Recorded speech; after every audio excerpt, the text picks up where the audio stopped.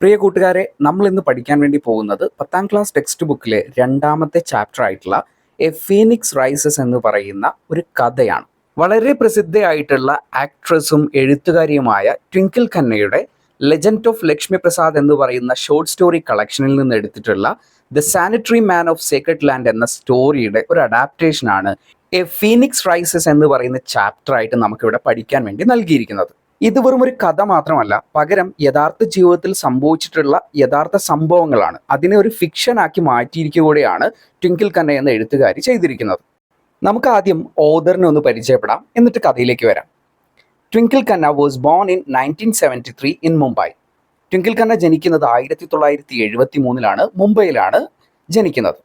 Xi began acting in films in 1995. 1995 മുതൽ സിനിമകളിൽ അഭിനയിച്ചു തുടങ്ങി. In 2002, she embarked on a new career as an interior designer. 2002 ഈ cinema അഭിനയമൊക്കെ വിട്ടിട്ട് ഇന്റീരിയർ ഡിസൈനർ ആയിട്ട് അവർ മാറി. Later she established herself as an author and columnist. പിന്നീട് അവർ ഒരു ഓതറായിട്ട്, ഒരു എഴുത്തുകാരിയായിട്ടും ഒരു കോളമിസ്റ്റ് ഒക്കെ ആയിട്ട് മാറുകയുണ്ടായി. In 2015, her first book, Mrs. Funny Bones, became the best seller. 2015 അവർ പുറത്തിറക്കിയിരുന്ന അവരുടെ ആദ്യത്തെ പുസ്തകം ഒരു ബെസ്റ്റ് സെല്ലർ ആയിരുന്നു. The legend of Lakshmi Prasad is a collection of stories. Legend of Lakshmi Prasad എന്ന് പറയുന്ന ഷോർട്ട് സ്റ്റോറി കളക്ഷൻ അവർ പുറത്തിറക്കിയിരുന്നു. In which the tale of a social entrepreneur Padma Shri Arunachalam Muruganantham is portrait. ആ ഒരു ഷോർട്ട് സ്റ്റോറി കളക്ഷനിലായിരുന്നു അരുണാചലം മുകുന്ദാനന്ദന്റെ അദ്ദേഹത്തിന്റെ ജീവിതത്തിൽ നടന്ന ഒരു കഥ, അദ്ദേഹത്തിന്റെ ഒരു കഥ കൂടി ഇതിൽ ഉൾപ്പെടുത്തിയിട്ടുണ്ടായിരുന്നു. The story inspired the national award winning feature film പാറ്റ്മാൻ. പിന്നീട് ആ ഒരു ഷോർട്ട് സ്റ്റോറി ഒരു സിനിമയായിട്ട് പാറ്റ്മാൻ എന്ന പേരിൽ മാറുകയുണ്ടായി. ആ ഒരു സിനിമയ്ക്ക് നാഷണൽ അവാർഡ് വരെ കിട്ടിയിട്ടുണ്ടായിരുന്നു. അപ്പോൾ നമുക്ക് പഠിക്കാനുള്ള ഈ ഒരു ചാപ്റ്റർ ആക്ച്വലി ഒരു സിനിമ അഡാപ്റ്റേഷനൊക്കെ ആയി വന്നിട്ടുള്ള ഒരു ചാപ്റ്റർ കൂടിയാണ്. പാറ്റ്മാൻ എന്ന് പറയുന്ന സിനിമയിൽ അഭിനയിച്ചിരിക്കുന്നത് അക്ഷയ് കുമാറാണ്. ട്വിങ്കിൾ ഖന്ന എന്ന് പറയുന്നത് അക്ഷയ് കുമാറിന്റെ ഭാര്യ കൂടിയാണ് കേട്ടോ. എ ഫീനിക്സ് റൈസസ് എന്ന് പറയുന്ന ഈ കഥയുടെ ടൈറ്റിൽ കൊണ്ട് ഉദ്ദേശിക്കുന്നത് എന്താണ്? ഫീനിക്സ് എന്ന് പറയുന്നത് ഒരു മിത്തിക്കൽ ബേർഡാണ് അല്ലെ. അതായത് തീയിൽ നിന്ന് പോലും അല്ലെങ്കിൽ ചാരത്തിൽ നിന്ന് പോലും ഉയർത്തെഴുന്നേറ്റ് വരുന്ന ഒരു പക്ഷിയാണ് ഫീനിക്സ് എന്ന് പറയുന്നത്. അത് ആൻഷ്യന്റ് ആയിട്ടുള്ള കാലങ്ങൾ മുതൽ നമ്മൾ വിശ്വസിച്ചു പോരുന്ന ഒരു മിത്തിക്കൽ ആയിട്ടുള്ള ഒരു പക്ഷിയാണ്. അപ്പോൾ ഫീനിക്സ് റൈസസ് എന്ന് പറയുമ്പോൾ ഒരു എന്താ പറയുക, ഫീനിക്സ് പക്ഷിയുടെ ഉദയം എന്ന അർത്ഥത്തിലാണ് ഈ ഒരു ചാപ്റ്ററിന് ഹെഡിങ് കൊടുത്തിട്ടുള്ളത്. നമുക്കിനി എന്തായാലും കഥയിലേക്ക് കടക്കാം. Bablu Kewat had been an indifferent student at best. Bablu Kewat എന്ന് പറയുന്നത് ഒരു ഇമാജിനേറ്റീവ് ആയിട്ടുള്ള ക്യാരക്ടറാണ്. ആക്ച്വലി ഈ ബബ്ലു കേവത്ത് എന്ന് പറയുന്ന വ്യക്തി നമ്മളുടെ അരുണാചലം മുരുകാനന്ദം എന്ന് പറയുന്ന വ്യക്തിയാണ് കേട്ടോ. അപ്പോൾ ഒരു ഇമാജിനേറ്റീവ് ആയിട്ടുള്ള പേര് ഇവിടെ എഴുത്തുകാരി കൊടുത്തിരിക്കുകയാണ്. ബബ്ലു കേവത്ത് എന്ന് പറയുന്ന വ്യക്തി പഠന കാര്യത്തിൽ വളരെ പിന്നോട്ടായിരുന്നു. അതായത് പഠിക്കാനൊന്നും വലിയ ഇൻട്രസ്റ്റ് ഇല്ലാത്തൊരു വ്യക്തിയായിരുന്നു. He still remembers his science teacher Mrs Sharma and the egg incubator that he had made under her supervision. പക്ഷെ ഇപ്പോഴും പഠനകാര്യത്തിൽ വലിയ താല്പര്യമൊന്നും ഉണ്ടായിരുന്നില്ലെങ്കിലും തൻ്റെ സയൻസ് ടീച്ചറെ ഇപ്പോഴും ബബ്ലു കേവത്ത് ഓർക്കുന്നുണ്ട്. കാരണം അവരുടെ കീഴിൽ അവനൊരു എഗ് ഇൻക്യുബേറ്റർ ഉണ്ടാക്കിയിട്ടുണ്ട്. ഇൻക്യുബേറ്റർ എന്ന് പറഞ്ഞാൽ ഈ മുട്ടയൊക്കെ വിരിയിച്ചെടുക്കുന്ന ആ ഒരു മെഷീൻ അവൻ ഉണ്ടാക്കിയിട്ടുണ്ട്. അപ്പോൾ പഠനകാര്യത്തിൽ പുസ്തകം വായിക്കാനൊന്നും അവന് താല്പര്യം ഇല്ലായിരുന്നെങ്കിൽ പോലും ഇതേപോലുള്ള മെക്കാനിക്കൽ ആയിട്ടുള്ള കാര്യങ്ങളൊക്കെ ചെയ്യാൻ ബബ്ലു കേവത്തിന് ഭയങ്കര ഇൻട്രസ്റ്റ് ആയിരുന്നു. But when Bablu's father died, living his mother struggling to support her small family. അങ്ങനെ അച്ഛൻ്റെ മരണത്തോട് കൂടിയിട്ട്, അവൻ്റെ കുടുംബം ഒരു ചെറിയ കുടുംബമാണെങ്കിൽ പോലും അച്ഛൻ്റെ മരണത്തോട് കൂടിയിട്ട് ആ കുടുംബത്തിൻ്റെ ഭാരമെല്ലാം അമ്മയുടെ ചുമലിലായിട്ട് മാറി. He dropped out of the school to get a job and help her out. അപ്പോൾ അമ്മയ്ക്ക് ഈ ഒരു കുടുംബത്തിൻ്റെ ഭാരമൊക്കെ ചുമക്കാൻ കഴിയാതെ വന്നപ്പോൾ, അമ്മയെ കൊണ്ട് എല്ലാം കൂടി നോക്കി നടത്താൻ വേണ്ടി കഴിയാതെ വന്ന സമയത്ത് നമ്മളുടെ ബബ്ലു കേവത്ത് തൻ്റെ പഠനമൊക്കെ ഉപേക്ഷിച്ച് ഒരു ജോലി കണ്ടുപിടിച്ച് അമ്മയെ സഹായിക്കാൻ വേണ്ടിയിട്ട് തീരുമാനിച്ചു. He joined a workshop as a best boy getting tea for the owner. അങ്ങനെ തൻ്റെ പഠനമൊക്കെ ഉപേക്ഷിച്ച് ആദ്യമായിട്ട് ജോലിക്ക് കയറിയത് ഒരു വർക്ക്ഷോപ്പിലായിരുന്നു. അവിടെ അവൻ്റെ പണി എന്തായിരുന്നു എന്ന് ചോദിച്ചു കഴിഞ്ഞാൽ ആ ഓണറിന് ചായ കൊണ്ട് കൊടുക്കലായിരുന്നു അവൻ്റെ ജോലി. ബസ് ബോയ് എന്ന് പറഞ്ഞിട്ടുണ്ടെങ്കിൽ ഈ വെയിറ്ററിനൊക്കെ താഴെയുള്ള ക്ലീൻ ചെയ്യുന്ന വ്യക്തികളെയാണ് ബസ് ബോയ് എന്ന് പറയുക. He slowly worked his way up to becoming a welder. അങ്ങനെ പതുക്കെ പതുക്കെ അവൻ ജോലിയിൽ മുന്നേറി അവൻ ഒരു വെൽഡറായിട്ട് മാറി. Gradually he took over the mortgage of the workshop. അപ്പോൾ ആ ഒരു വർക്ക്ഷോപ്പിന് ധാരാളം കടം ഉണ്ടായിരുന്നു. ആ കടമൊക്കെ അടച്ചു തീർക്കുന്ന ആ ഒരു ജോലിയൊക്കെ ഇവൻ സ്വയം ഏറ്റെടുത്തു. അതായത് ആ ഒരു കമ്പനിയെ ലാഭത്തിലേക്ക് കൊണ്ടുവന്ന് ആ കടമൊക്കെ അടച്ചു തീർത്ത് ആ കമ്പനി ഒരു ലാഭത്തിലേക്ക് എത്തിച്ചത് സത്യത്തിൽ നമ്മളുടെ ബബ്ലു ആയിരുന്നു. After that he ran the business himself, growing it steadily. അങ്ങനെ അവസാനം ആ വർക്ക്ഷോപ്പ് അവൻ തന്നെ ഏറ്റെടുത്ത് നടത്താൻ വേണ്ടിയിട്ട് തുടങ്ങി. ഗ്രോയിങ് ഇറ്റ് സ്റ്റെഡ്ലി, അതിങ്ങനെ പതിയെ പതിയെ ലാഭത്തിലേക്ക് എത്തി തുടങ്ങി. നല്ലൊരു ലാഭത്തിലേക്കൊക്കെ എത്തിക്കാനും സാധിച്ചു. Bablu and Gauri had an arranged marriage after meeting just once, briefly in the presence of both their families. അങ്ങനെ നമ്മുടെ ബബ്ലു കല്യാണമൊക്കെ കഴിച്ചു. ഗൗരി എന്ന് പറയുന്ന വ്യക്തിയാണ് കല്യാണം കഴിച്ചത്. അതൊരു അറേഞ്ച്ഡ് മാരേജ് ആയിരുന്നു. അതായത് Indian typical arranged marriage setup ആയിരുന്നു ബബ്ലുവിൻ്റെയും ഗൗരിയുടെയും ജീവിതത്തിൽ സംഭവിച്ചത്. അതും ഒരു തവണ മാത്രം കണ്ടുകൊണ്ട് അവർ കല്യാണം കഴിക്കുകയായിരുന്നു ചെയ്തത്. One morning Bablu's mother and younger sister Shalu were drinking tea. ഒരു ദിവസം രാവിലെ ബബ്ലുവിൻ്റെ അമ്മയും ഇളയ സഹോദരിയായിട്ടുള്ള ഷാലുവും ചായ കുടിച്ചുകൊണ്ട് മുൻപിലിരിക്കുന്നുണ്ട്. Looking for his wife. അപ്പോൾ നമ്മുടെ ബബ്ലു എന്ത് ചെയ്തു? തൻ്റെ ഭാര്യ അന്വേഷിച്ച് ഇങ്ങനെ വന്നു. Bablu sauntered out the back porch. തൻ്റെ ആ ഒരു വീടിൻ്റെ പുറകു വശത്തേക്ക് വളരെ സമാധാനത്തോടുകൂടി, സോൺറ്റേർഡ് എന്ന് പറഞ്ഞാൽ റിലാക്സ്ഡ് ആയിട്ട് പുറകു വശത്തേക്ക് ഇങ്ങനെ ഭാര്യ അന്വേഷിച്ച് പോയി. He so Gauri walking hurriedly towards the bathroom. അപ്പോൾ തൻ്റെ ഭാര്യ വളരെ പെട്ടെന്ന് ബാത്റൂമിലേക്ക് ഓടിക്കയറി പോകുന്നത് അവൻ കണ്ടു. Holding A rag in her hand. അവളുടെ കയ്യിൽ ഒരു പഴയ തുണിക്കഷ്ണവും കയ്യിലുണ്ടായിരുന്നു. He came to know from her that women use rags instead of sanitary napkins. തൻ്റെ ഭാര്യയിൽ നിന്നാണ് ഞെട്ടിക്കുന്ന ആ ഒരു സത്യം അയാൾ മനസ്സിലാക്കുന്നത്. ഈ ഗ്രാമപ്രദേശങ്ങളിലൊക്കെ താമസിക്കുന്ന സ്ത്രീകൾ അവരുടെ മെൻസ്ട്രൽ പീരീഡിൻ്റെ സമയത്ത് അവർ ഈ റാഗ്സ്, അതായത് പഴയ തുണിക്കഷ്ണങ്ങളാണ് ഉപയോഗിക്കുന്നത്. സാനിറ്ററി നാപ്കിൻസോ പാഡുകളോ ഉപയോഗിക്കുന്നതിന് പകരം പഴയ തുണിക്കഷ്ണങ്ങളാണ് ഉപയോഗിക്കുന്നത് എന്ന സത്യം അയാൾ അന്ന് മനസ്സിലാക്കി. That evening on his way back from the workshop Bablu decided to surprise Gauri with a gift. അന്നത്തെ വൈകിട്ട് വർക്ക്ഷോപ്പിൽ നിന്ന് തിരിച്ചു വരുന്ന സമയം ബബ്ലു തൻ്റെ ഗൗരിയെ ഒന്ന് സർപ്രൈസ് ചെയ്യാൻ വേണ്ടിയിട്ട് തീരുമാനിച്ചു. ഒരു ഗിഫ്റ്റ് വാങ്ങിക്കൊടുത്ത് സർപ്രൈസ് ചെയ്യാൻ വേണ്ടി തീരുമാനിച്ചു. He went to a small store. ചെറിയൊരു കടയിലേക്ക് പോയി. The store keeper quickly wrapped a napkin pack in old newspaper. എന്നിട്ട് ആ ഒരു കടക്കാരൻ പെട്ടെന്ന് തന്നെ ഒരു സാനിറ്ററി നാപ്കിൻ്റെ ആ ഒരു പാക്കറ്റ് എടുത്തിട്ട് പഴയ ന്യൂസ് പേപ്പറിൽ പൊതിഞ്ഞ് അവന് കൊടുത്തു. Bablu was startled at the exorbitant price but dutifully paid him 40 rupees.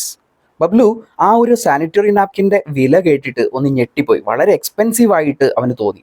But dutifully paid him 40 rupees. തർക്കിക്കാനൊന്നും നിൽക്കാതെ 40 രൂപ കൊടുത്തിട്ട് അവൻ അത് വാങ്ങി. He unwrap the packet and examine the pad. എന്നിട്ട് ആ ഒരു കവർ പൊട്ടിച്ചിട്ട് ആ പാഡ് എടുത്തിട്ട് അവനിങ്ങനെ ഒന്ന് എക്സാമിൻ ചെയ്തു. അവനൊന്ന് പരിശോധിച്ചു. It seem to be just plain cotton wrapped in the gauze sheet. അപ്പോൾ വളരെ തിന്നായിട്ടുള്ള ഒരു തുണിയിൽ കുറച്ച് പഞ്ഞി വെച്ചിരിക്കുന്നതായിട്ടാണ് അവന് തോന്നിയത്. He placed it on his palm. അവൻ്റെ കയ്യിൽ അത് വെച്ച് നോക്കി. Trying to calculate the approximate weight of the pad. ആ പാഡിൻ്റെ വെയിറ്റ് എത്രയാണെന്ന് അവൻ ഇങ്ങനെ കാൽക്കുലേറ്റ് ചെയ്തു. 10 grams he said to himself. ഒരു 10 ഗ്രാം മാത്രമേ അതിന് വെയിറ്റ് ഉള്ളൂ. Having seen his father working with cotton yarn. അവൻ്റെ അച്ഛൻ ഈ കോട്ടൺ ജോലികളൊക്കെ ചെയ്തിരുന്നത് കൊണ്ട് തന്നെ he knew that 10 grams of cotton would barely cost 10 paise.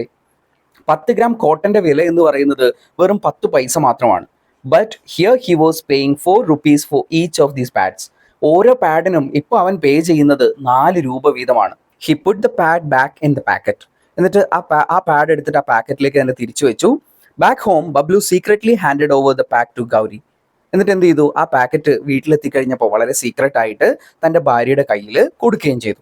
Gauri was not pleased. If Shalu and I start buying these packets every month then let alone curd and ghee we will not even have enough money to buy milk.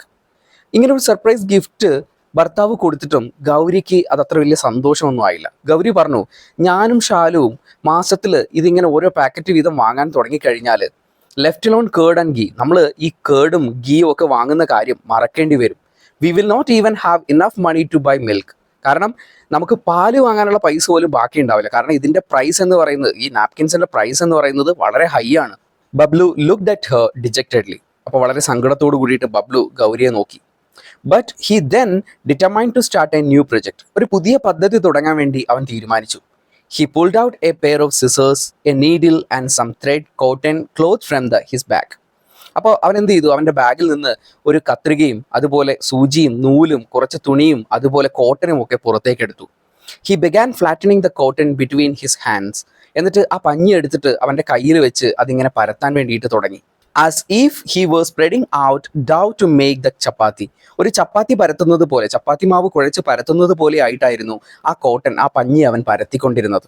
Within 24 hours of first touching a sanitary napkin Bablu had manage to make his own. അങ്ങനെ ഒരു 24 മണിക്കൂർ ആകുന്നതിന് മുമ്പ്, ഒരു sanitary napkin കൈകൊണ്ട് തൊട്ട് 24 മണിക്കൂർ ആകുന്നതിന് മുമ്പ് തന്നെ ബബ്ലു അതേപോലുള്ള ഒരെണ്ണം ഉണ്ടാക്കാൻ വേണ്ടിയിട്ട് ശ്രമിച്ചു. അങ്ങനെ ഒരെണ്ണം ഉണ്ടാക്കുകയും ചെയ്തു. but he was not able to make useful one as he could not make out the material used by the brands. പക്ഷെ അവൻ ഉണ്ടാക്കിയ ആ ഒരു സാനിറ്ററി പാഡ് കൊണ്ട് അല്ലെങ്കിൽ അത് ഉപയോഗപ്പെടുന്ന ഒന്നായിരുന്നില്ല. കാരണം പല ബ്രാൻഡുകളും ഉപയോഗിക്കുന്ന മെറ്റീരിയൽസ് ഒന്നും അവൻ്റെ കയ്യിൽ ഉണ്ടായിരുന്നില്ല, അല്ലെങ്കിൽ ആ ഒരു മെറ്റീരിയൽസ് എന്താണെന്ന് അവൻ അറിയില്ലായിരുന്നു. Months passed and Bablu procured different qualities of cotton and other material to make the pads. എന്നിട്ടോ മാസങ്ങൾ കടന്നുപോയി, ഒരു മാസമൊക്കെ കടന്നു പോയി കഴിഞ്ഞപ്പോൾ അവനിങ്ങനെ പല തരത്തിലുള്ള പല ക്വാളിറ്റിയിലുള്ള മെറ്റീരിയൽസ് ഒക്കെ ഇങ്ങനെ ഗ്യാദർ ചെയ്യാൻ വേണ്ടി തുടങ്ങി, ആ പാഡ് ഉണ്ടാക്കാൻ വേണ്ടി, ആ ഒരു സാനിറ്ററി നാപ്കിൻ ഉണ്ടാക്കാൻ വേണ്ടിയിട്ട്. He continued his experiments knowing that most women used unclean rags instead of sanitary napkins as they could not afford them. അങ്ങനെ നമ്മളുടെ ബബ്ലു ആ ഒരു എക്സ്പെരിമെന്റ്സ് തുടർന്നുകൊണ്ടേയിരുന്നു. കാരണം അവൻ അറിയാമായിരുന്നു സ്ത്രീകളിൽ പലരും അൺക്ലീൻ ആയിട്ടുള്ള അൺഹൈജീനിക് ആയിട്ടുള്ള പഴയ തുണികളാണ് അവരുടെ മെൻസ്ട്രൽ പീരീഡ് സമയത്ത് ഉപയോഗിക്കുന്നത്. കാരണം സാനിറ്ററി നാപ്കിൻസ് എന്ന് പറയുന്നത് വളരെ എക്സ്പെൻസീവ് ആണ്, അവർക്കത് വാങ്ങാൻ കഴിയാറില്ല. അതുകൊണ്ട് തന്നെ ഇങ്ങനെയുള്ള തുണികളാണ് അവർ ഉപയോഗിക്കുന്നതെന്ന് അവൻ അറിയാമായിരുന്നു. അതുകൊണ്ട് തന്നെ വളരെ അഫോർഡബിൾ ആയിട്ടുള്ള ചീപ്പ് റേറ്റിൽ കിട്ടുന്ന രീതിയിലുള്ള സാനിറ്ററി നാപ്കിൻസ് ഉണ്ടാക്കാനുള്ള എക്സ്പെരിമെന്റ്സ് അവൻ തുടർന്നുകൊണ്ടേയിരുന്നു. He also knew that this made them prone to disease.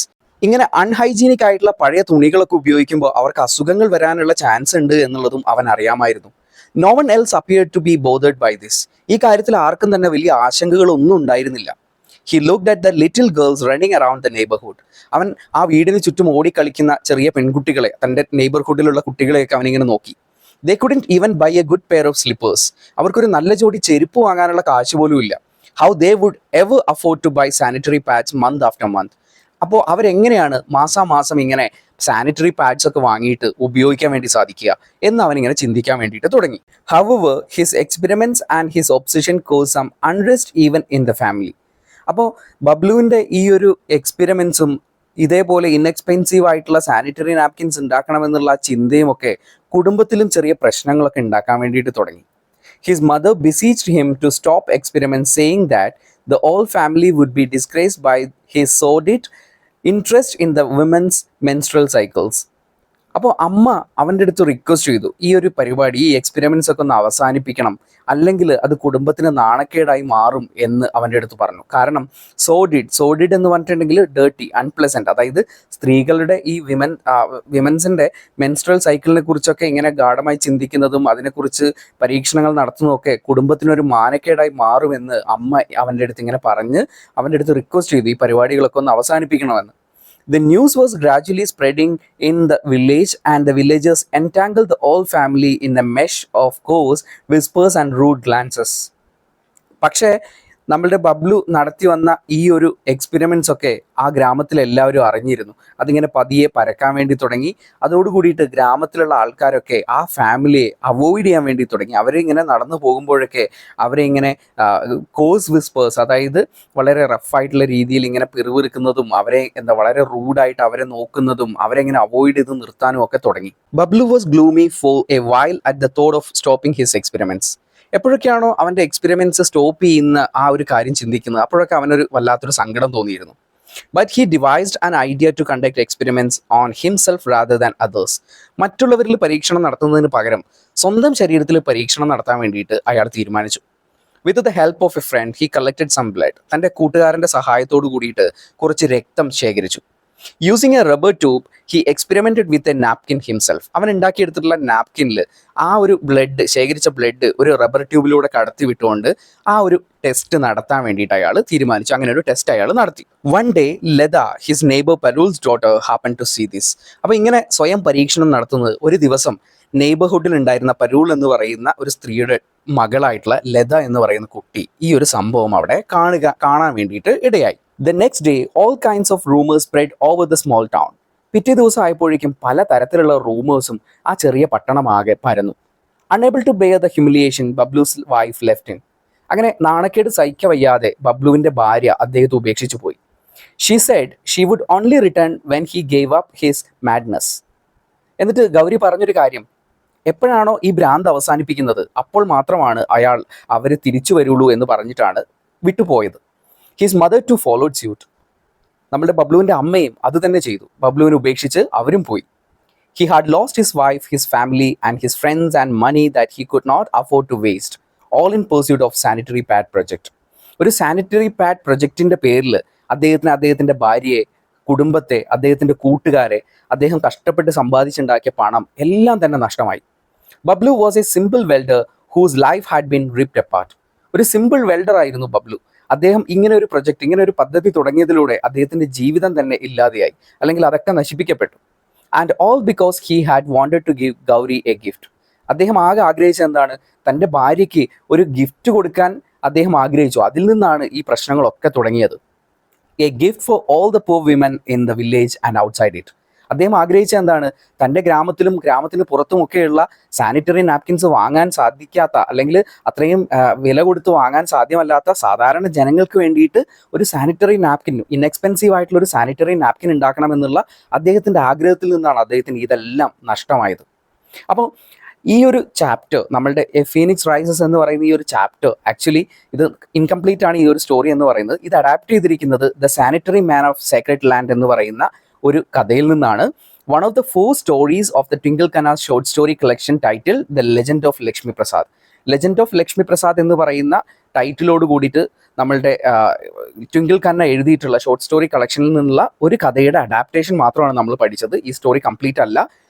ഈ ഒരു സ്റ്റോറി അഡാപ്റ്റ് ചെയ്തുകൊണ്ട് ഒരു സിനിമ പുറത്തു വന്നിട്ടുണ്ട്. പാഡ്മാൻ എന്ന പേരിലാണ് ആ സിനിമ പുറത്തു വന്നിട്ടുള്ളത്.